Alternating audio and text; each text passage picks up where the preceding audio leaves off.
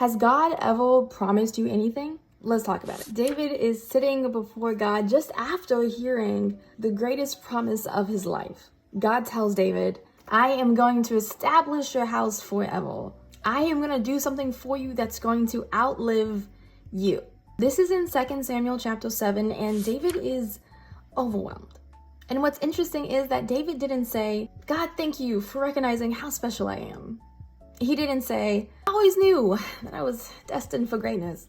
Instead, David said, God, you know me. And I love that because David isn't thinking about celebrating himself.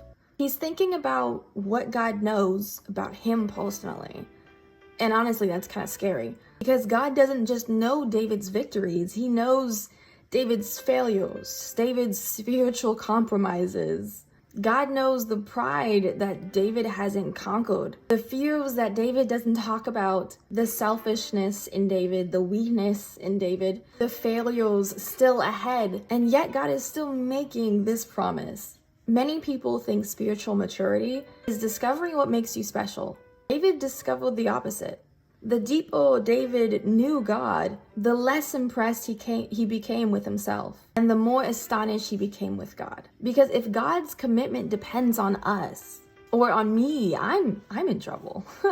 But if God's commitment originates with God's character, then my failures can't cancel out what God's grace initiated. Maybe what makes us special is not the fact that we're strong enough, or wise enough, or disciplined enough, or faithful enough. Maybe what makes us special is that the God of the universe refused to stop walking with you.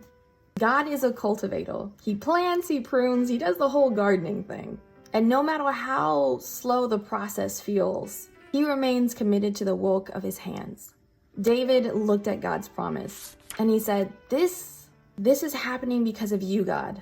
Not because of my strength, not because of my promises that I have kept or made, not because of my consistency, but because of God.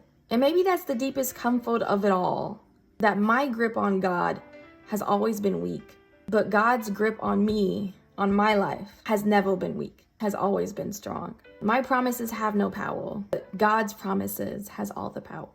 Thank you so much for listening. I just wanted to share.